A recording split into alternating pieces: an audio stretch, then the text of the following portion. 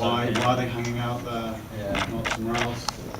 But I do think Advice and whatever they're selling the community. my view is there's a certain amount of speculating that we can do, especially since you're an architecture student, and I think that there are kinds of exist the group that Sam mentioned earlier today is one of the few architects who are particularly good at capturing this sense of counterculture around temporary constructions. Does it exist? Exist, yeah.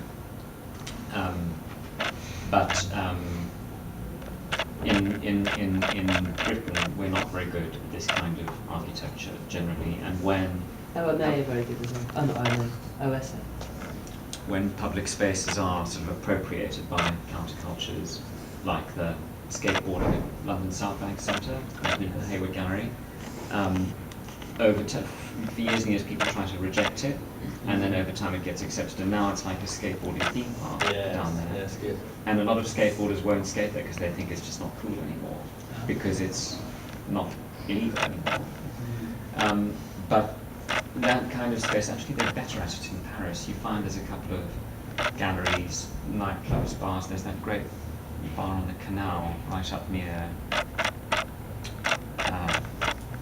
I can't remember it now, but it's the very, very bottom, at the junction between the top of the canal and the bottom of the big basin that goes up towards La Villette. Isn't it that bar we tried to go to was shut?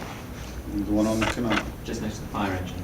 With graffiti all over it. Exactly. Oh, yeah. So that's this bar, that's sort of an old warehouse. They've got slightly converted and graffitied, and now it's a very happening scene. A place where if you go at night, it feels almost like a party, like there's nobody in charge, and yet stuff is always going on. Very Berlin sort of counterculture, decadent feel.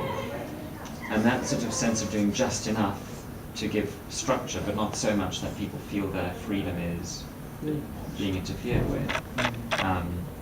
And there's a lesson there, this sort of balance between structure and freedom. How much structure do you need to make people feel safe? Do you need to have flush toilets? Do you need to have a bar where people pay money? Do you need to have enough light to make sure you don't slip over and fall? And that's one of the questions for you. Do you have to design an actual structure, or do you just design a process? Is it a combination between a few bits of structure and some process? It's the string that Geraldine mentioned, the thing on which the crystal grows. Exactly. Or what we're thinking about from North London call it the field of operation.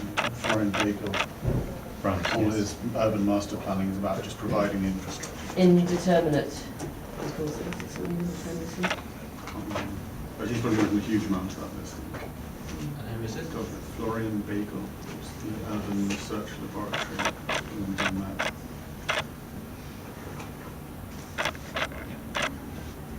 Okay, I think we should probably... Fields of activity, fields for activity, Thanks very much for that. urban activities.